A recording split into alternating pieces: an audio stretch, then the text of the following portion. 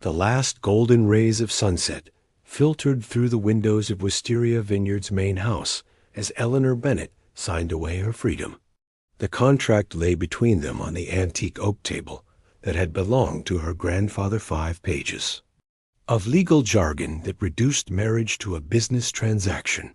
3 years, she said, her voice steady despite the turmoil inside her. And my family keeps the vineyard. Harrison Reed, CEO of Reed Enterprises, and possibly the most emotionally unavailable man she'd ever met, nodded once. His steel-gray eyes revealed nothing as he took the pen from her fingers, their skin barely touching. 3 years, he confirmed. Public appearances when required. Separate living arrangements within the same residence. And in return, I clear your family's debt and gain the respectable image my board insists I need. Eleanor watched him sign with precise, controlled strokes. At 34, Harrison Reed had built a technology empire from nothing, but his cutthroat reputation and bachelor lifestyle had become liabilities as he sought to expand into more conservative markets. He needed a wife. She needed $15 million to save 5 generations of Bennett family legacy. A perfect arrangement, a perfect disaster. The wedding will be small but publicized, Harrison continued, sliding the contract into a leather portfolio. My PR team has arranged for coverage in several business and society publications. Eleanor nodded, twisting the emerald ring on her finger, her grandmother's, now repurposed as her engagement ring. And after 3 years, we dissolve the marriage. Quietly, you keep the vineyard, debt-free. I move on with my company's expansion secured. Simple, clinical, loveless. The wedding took place 2 weeks later at Wisteria Vineyard. Eleanor wore ivory lace and forced smiles for the cameras. Harrison stood beside her, handsome in his tailored suit, playing his role with practiced ease. They exchanged vows that meant nothing, shared a chaste kiss that felt like a business handshake, and posed for photographs that would convince the world they were madly in love. That night, Harrison escorted her to their new penthouse overlooking the city. The elevator ride to the 30th floor was silent, the distance between them measured in more than inches. Your suite is through there, Harrison said when they entered, gesturing to a door on the right. Mine is on the opposite side. The rest of the space is common area. Eleanor nodded, her wedding dress suddenly feeling too tight. Perfect. His expression softened fractionally. This doesn't have to be uncomfortable, Eleanor. We're adults. We can coexist peacefully. Of course, she replied, managing a small smile. We're partners in this venture. Something flickered in his eyes, disappointment? Relief? She couldn't tell. I have an early meeting tomorrow, he said, checking his watch. The housekeeper arrives at 9. Feel free to make any changes to the decor. This is your home now, too. But it wasn't home. It was another business location, another property in Harrison Reed's vast portfolio. And she was just another acquisition. As Eleanor unpacked in her luxurious suite that night, she wondered if she'd made a terrible mistake. 3 years pretending to love a man who viewed emotions as inefficient. 3 years living with a stranger who had bought her like one might buy a painting to improve a room's appearance. Yet as she drifted to sleep in her new bed, Eleanor reminded herself why she'd agreed to this arrangement. For her family. For the vineyard. For tradition. Some sacrifices were worth making, even if they cost her heart. 8 months into their arrangement, Eleanor found herself studying Harrison's profile as he worked at the dining table. The sharp line of his jaw, the furrow between his brows when he concentrated. These details had become familiar to her. Uncomfortably familiar. You're staring, Harrison said without looking up from his laptop. Eleanor flushed. Sorry, I was thinking about the Palmer Charity Gala tomorrow. Should I wear the blue gown or the burgundy? Harrison finally glanced up, his eyes meeting hers. The burgundy. It matches the color of Wisteria's signature wine. You noticed that? She couldn't hide her surprise. A hint of a smile touched his lips. I notice more than you think, Eleanor. Their carefully choreographed life had fallen into an unexpected rhythm. Breakfast together before he left for work. Public appearances where they played the devoted couple. Occasional dinners when his schedule permitted. Always polite. Always distant. Always aware of the contract that bound them. Until the night of the charity gala. Eleanor wore the burgundy gown as suggested, and Harrison's eyes widened slightly when she emerged from her suite. For the first time, she saw genuine appreciation in his gaze. You look beautiful, he said, his voice lower than usual. The evening progressed like many before, smiling for photographers, making small talk with investors, playing their parts. But something shifted when the orchestra began playing and Harrison led her to the dance floor. His hand on the small of her back felt different. The way he held her closer than necessary felt deliberate. Everyone's watching, she whispered, assuming he was performing for their audience. Harrison's eyes locked with hers. I'm not looking at them. For a moment, Eleanor forgot how to breathe. This wasn't in their contract, this warmth in his eyes, this tension between them. The spell broke when Jefferson Phillips, Harrison's vice president, interrupted to discuss an urgent business matter. Eleanor stepped away, confused by her racing heart and the lingering warmth of Harrison's touch. Later that night, as their driver took them home, Harrison seemed lost in thought. Is everything all right? She asked. With Jefferson's urgent matter? Harrison's jaw tightened. Some discrepancies in our quarterly reports. Nothing for you to worry about. But she did worry. Not about the reports, but about the wall that had suddenly reappeared between them. Whatever moment they'd shared on the dance floor had vanished. Over. The next months, these moments of connection grew more frequent, a touch that lingered too long, a laugh shared over breakfast, a genuine smile when she entered a room. Each one quickly followed by retreat, as if they both remembered the temporary nature of their arrangement. On their first anniversary, Harrison surprised her with dinner on their penthouse terrace. Candles flickered in the evening breeze, and a bottle of Wisteria's finest vintage waited on the table. What's all this? Eleanor asked, confused by the intimate setting. For the photographs, Harrison explained, gesturing to where his PR director stood with a camera. 1 year anniversary. The public expects a celebration. Of course. Everything for appearance's sake. After the photographer left, they remained on the terrace, the city lights spreading below them like fallen stars. The vineyard reports came in, Harrison said, breaking the silence. Production is up 20% since last year. Eleanor smiled, genuine pride warming her chest. The new irrigation system you invested in made all the difference. Your expertise made the difference, he corrected. I just provided capital. She studied him in the candlelight. Why did you really save Wisteria? You could have found another respectable woman to marry, someone from your social circle. Harrison swirled the wine in his glass. Your family built something that lasted generations. Mine built nothing but resentment and empty bank accounts. His expression darkened. Some legacies deserve preservation. It was the most personal thing he'd ever shared with her. That night, Eleanor lay awake in her separate bedroom, thinking of the walls Harrison had built around himself and wondering if they were beginning to crumble or if she was simply imagining what she increasingly wished to see. Part 3. The Unraveling. Eleanor hadn't meant to find the discrepancies. She'd simply been looking for a misplaced earring in Harrison's home office when she noticed the financial reports on his desk, the same ones Jefferson Phillips had been so concerned about 6 months earlier. Numbers had always made sense to Eleanor. Before the vineyard's troubles, she'd been studying for her MBA. Something about these reports didn't add up. $5 million. Siphoned through offshore accounts over 2 years. Small enough amounts to avoid immediate detection. large enough to damage the company significantly over time. The next day, while Harrison attended a conference in Chicago, Eleanor began her own investigation. She accessed his home computer using the password she'd seen him enter countless times her birthday, a detail that made her pause.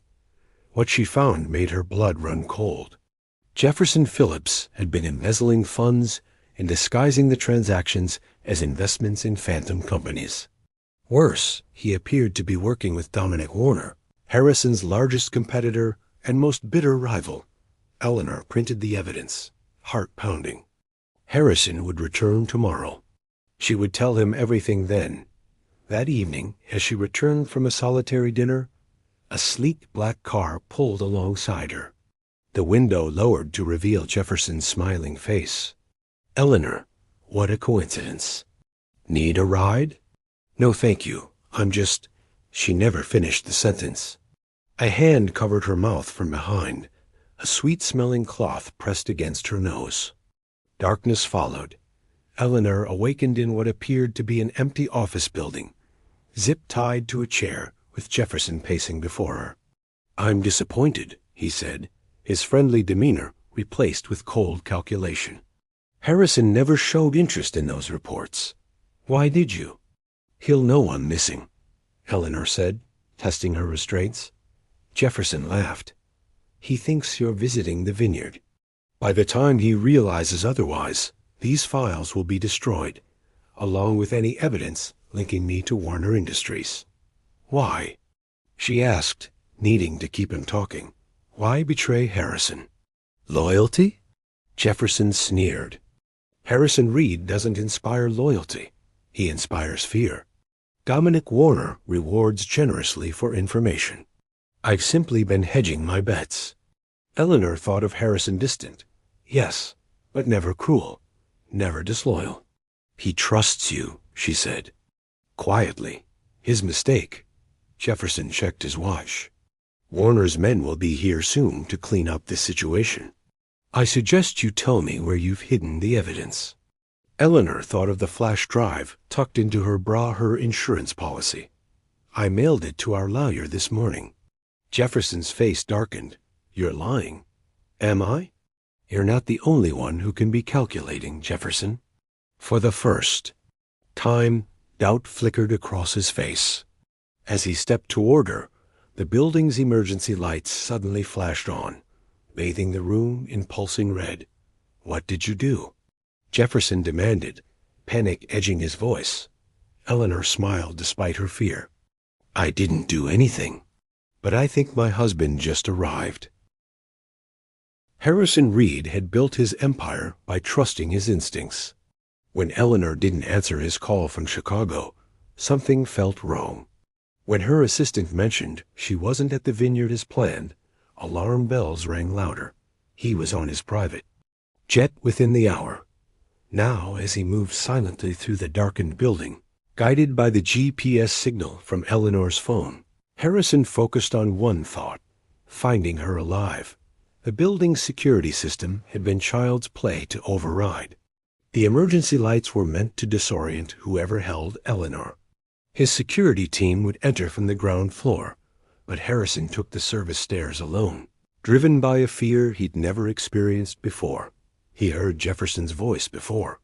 He saw him, threatening Eleanor in tones that made Harrison's blood boil.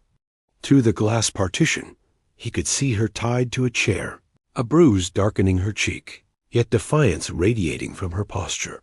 Pride swelled in his chest, followed immediately by rage at her treatment. When the emergency lights began flashing, Harrison used the distraction to slip into the room through a side door. Jefferson had drawn a gun, pointing it nervously toward the main entrance. "Put it down, Jeff," Harrison said quietly. Jefferson spun, his expression transforming from shock to calculated calm. "Harrison, thank God you're here." "I caught her stealing. Company secrets." "Don't," Harrison cut him off. "I know everything." Jefferson's facade crumbled. "She doesn't mean anything to you. This marriage is just for show. We both know that." Harrison's gaze flicked Eleanor, seeing the hurt flash across her face, despite their precarious situation. Had he really made her believe that? "You're wrong," Harrison said, his voice deadly quiet. "And you've made the biggest mistake of your life." What followed happened in seconds. Jefferson raised his gun. Harrison lunged forward. A shock rang out, followed by the sound of breaking glass. Security officers flooded the room. When the chaos cleared, Jefferson lay unconscious. Harrison's security team stood guard, and Harrison knelt before Eleanor, carefully cutting her restraints. "Are you hurt?" His hands shook as he freed her wrists. "I'm okay," she whispered, though tears threatened. "How did you find me?" Harrison's thumb gently traced the bruise on her cheek. "I will always find you, Eleanor." Something in his voice made her look up sharply. "Why did you come yourself? Why not just send security?" The answer caught in his throat as realization hit him with stunning clarity. All these months of pretending, of maintaining careful distance while constantly drawn to her warmth, her intelligence, her quiet strength. "Because you're not just part of a contract to me," he finally said. "Not anymore." Eleanor's eyes widened. "Harrison." Before she could continue, his security chief interrupted. "Sir, the police are here, and Mr. Warner has just been apprehended at the airport." Harrison helped Eleanor to her feet, his arm protectively around her waist. "We'll finish this conversation later," he promised, the words carrying weight beyond their immediate crisis dot as they walked out together. Harrison knew with certainty that nothing would ever be the same between them again. The carefully constructed walls around his heart had crumbled completely, and he had no desire to rebuild them. Part 5. The renewal 3 weeks after the Jefferson Phillips incident. Eleanor stood in the vineyard at sunset, watching golden light filter through rows of grapevines her great-grandparents had planted. The harvest would be exceptional this year. She hadn't seen Harrison since the night of her rescue. After giving police statements and ensuring Warner and Jefferson faced charges, he'd retreated to his Seattle office, leaving her alone in the penthouse with only a brief note, taking care of loose ends. Stay safe. The distance felt deliberate, giving her space she hadn't asked for. Or perhaps he regretted the vulnerability he'd shown that night, the admission that their arrangement had become something more. The eastern slope is thriving with the new trellis system. Eleanor turned at the familiar voice. Harrison stood a few yards away, hands in his pockets, uncertainty softening his usually confident posture. "You're back," she said, heart pounding. He moved closer, the setting sun casting his features in warm light. "May I walk with you?" They strolled between the vines in silence for several minutes before Harrison spoke again. "I've been thinking about our contract." Eleanor's stomach tightened. "What about it?" "It's flawed." He stopped walking to face her directly. "Fundamentally, irreparably flawed." "In what way?" She held her breath. Harrison took her hands in his touch gentle but certain. "It fails to account for the most important variable." "Which is?" "That I would fall in love with you." The world seemed to still around them. Eleanor searched his face for any sign of calculation or performance, finding only vulnerability and hope. "When Jefferson had you," Harrison continued, "when I thought I might lose you, I realized I've been lying to myself for months. This hasn't been just an arrangement for me in a very long time." Eleanor's voice trembled. "Why didn't you say anything?" "Because I was afraid." The admission clearly cost him. "Afraid you only saw this as a business deal. Afraid you were counting the days until you could be free of me." Eleanor laughed softly, tears gathering in her eyes. "For a brilliant businessman, you've missed some obvious data points, such as, I've been in love with you since our first anniversary dinner. Maybe before." Harrison's expression transformed, wonder replacing uncertainty. "Then our contract needs renegotiation." "What terms did you have in mind?" she asked, stepping closer. "No expiration date," His hands moved to frame her face. No separate bedrooms. No pretending.